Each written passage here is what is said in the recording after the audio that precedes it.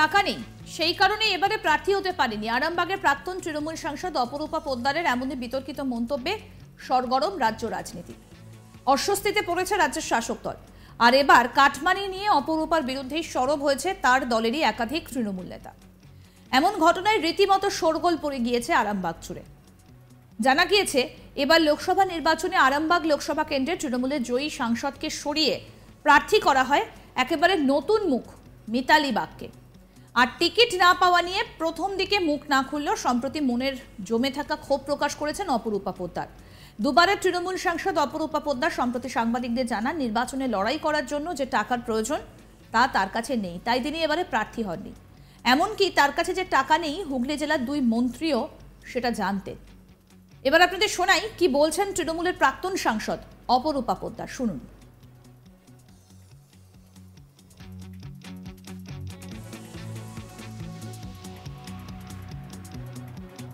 আমার কাছে কোনো টাকা নেই ভোটে লড়ার জন্য, এটা আমার হুগলি জেলার রুরালের 2 মন্ত্রী জানতেন, সেই সাংসদও জানতেন। হয়তো দিদিকে বা উপনেতৃত্বকে তারা বলেছে, তাই টাকার জন্য হয়তো আমি, কারণ ইলেকশনে লড়তে গেলে তো টাকা লাগে, আমার কাছে সেগুলো ছিল না।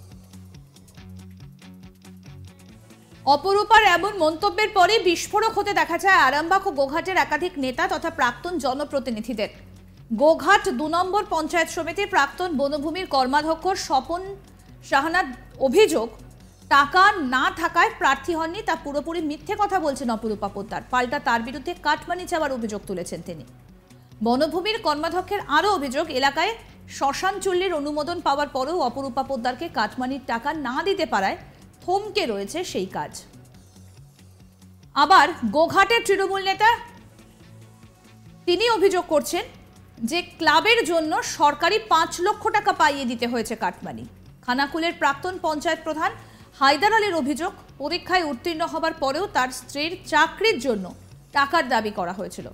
পাশাপাশি আরামবাগ পঞ্চায়েত সমিতির প্রাক্তন সভাপতি গুণধর খাড়ার অভিযোগ, অপরূপা যা বলছেন সবটাই মিথ্যে, উল্টে তার বিরুদ্ধে একাধিক দুর্নীতির অভিযোগ তুলেছেন।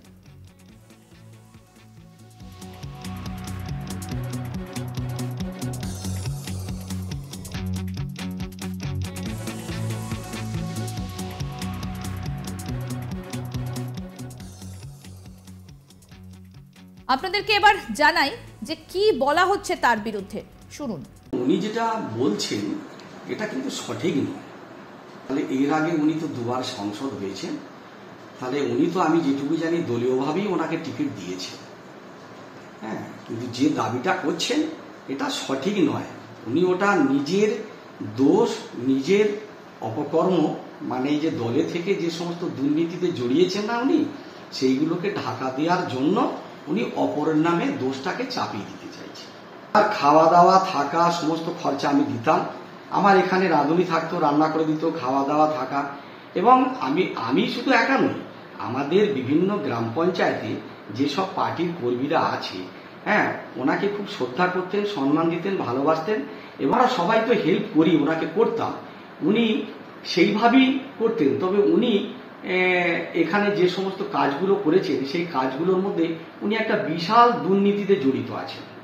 উনি যদি বলেন যে না, আমি অনেক প্রমাণ দিয়ে দেবো কিরম দুর্নীতিতে আছে, যে বাজে কথা বললাম, উনি আমার কাছ থেকে ধার নিয়ে গেছেন টাকা, ওনার জায়গা কেনার জন্য ধার নিয়েছেন, ওনার ঘর করার জন্য এনগেজি ইট ভাটায় ধারে ইট করে দিয়েছিল, সেই টাকা পেমেন্ট দেয়নি, আমাকে দিতে হচ্ছে। লজ্জার কথা, জানেন, টাকার অভাবে আমার স্ত্রীকে ডাক্তার দেখাতে পারেনি, লজ্জার কথা। ওনার বাবার নামে করেছেন জায়গাটা, ভালো করেছে। তারপরে তো ইটের পয়সা দেয়নি, নগদ ধার দিয়েছিল কিছু। তারপরে এই যে নারদায় ওনাকে ডেকেছিলেন না, উনি নারদার সময় এখানে আমার কাছে তো কিছু ধার নিয়েছিলেন, আরো কিছু কর্মীদের কাছে ধার নিয়েছিলেন, কারো পয়সা দেয়নি, কেউ ভয়ে মুখ আর খোলেনি।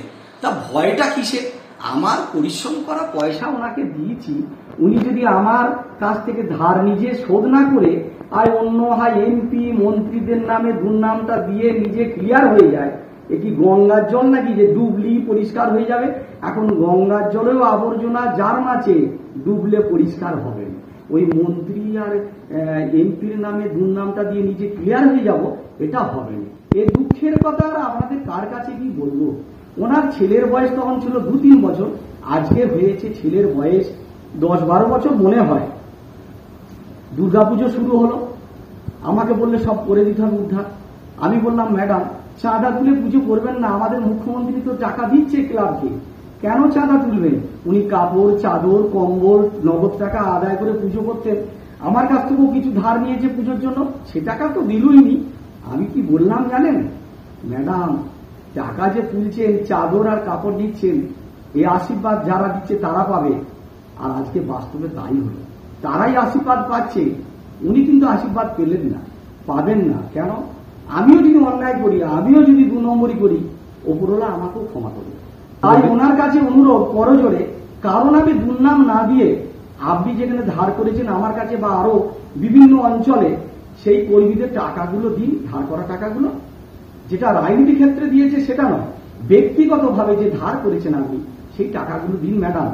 কেননা আপনার কাছে যে চিন্ময় পিয়ে থাকতো, সে কটা মদের দোকান, কটা কি দোকান করেছে, পেট্রোল পাম্প গ্যাসের দোকান কি করেছে দেখুন। উনি ফোন করেছেন, ওনার স্বামী ফোন করেছেন। প্রাক্তন পঞ্চায়েত প্রধান শেখ হায়দার আলী, তার কি বক্তব্য আসুন শোনাই। আরামবাগের প্রাক্তন সাংসদ অপরূপা পোদ্দার বলছেন আমার কাছে টাকা নেই, সেই জন্য দল আমাকে প্রার্থী করেননি, এবং আমাদের হুগলির 2 মন্ত্রী এবং সাংসদরা জানতো, সেই জন্য দিদিকে বলেছে, সেই জন্য দিদি আমাকে টিকিট দেয়নি। উনি এইসব মিথ্যে কথাবার্তা বলছেন। দিদি যোগ্য যাকে মনে করেছেন তাকে টিকিট দিয়েছেন। মিতালি দিত্য অর্থনৈতিক অবস্থা খুবই খারাপ, দরিদ্র নিম্নবর্তী পরিবারের মেয়ে, ICDS চাকরি করে, তাই কী করে টিকিট দিল?